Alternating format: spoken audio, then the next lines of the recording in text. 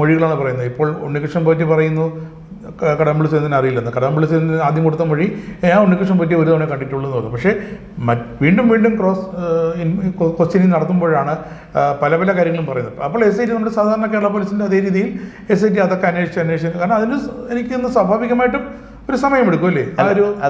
അവർക്കൊരു തെളിവ് വേണമല്ലോ. SIT എന്ന് പറയുന്നത് ഒരു പ്രത്യേക അന്വേഷണ സംഘമാണ്. അവരൊരു കുറ്റാന്വേഷണത്തിൽ പ്രത്യേക പരിശീലനം ലഭിച്ചവരോ അല്ലെങ്കിൽ പ്രത്യേക ഒരു ബ്രാഞ്ചോ അല്ല. ക്രൈം ബ്രാഞ്ച് പോലുള്ളൊരു ബ്രാഞ്ചല്ല. എന്നാലും ക്രൈം ബ്രാഞ്ചിൻ്റെ മേധാവിയാണ് അതിൻ്റെ മേധാവി എന്നുള്ളത് വേറൊരു ടെക്നിക്കാലിറ്റിയാണ്. പക്ഷേ അവരൊരു കുറ്റാന്വേഷണ ഏജൻസി അല്ല ഈ SIT എന്ന് പറയുന്നത്. കോടതി ഇതിൻ്റെ ഫാക്റ്റും മറ്റു കാര്യങ്ങളും എടുക്കാൻ ചുമതലപ്പെടുത്തിയെന്നുള്ളൂ. അപ്പോൾ ഇതിനകത്ത് 2-3 ആസ്പെക്റ്റ് ഉണ്ട്. ഏറ്റവും പ്രധാനപ്പെട്ട ആസ്പെക്റ്റ് ഈ വിഷയങ്ങൾ സുപ്രീം കോടതിയിൽ മുമ്പേ ആണ് എന്നുള്ളതാണ് ആദ്യത്തേത്. രണ്ടാമത്തെ കാര്യം എന്ന് വെച്ച് കഴിഞ്ഞാൽ 2 പ്രതികൾക്ക് ജാമ്യം കിട്ടി എന്നുള്ളത് രണ്ടാമത്തെ ഒരു ഘടകമാണ്.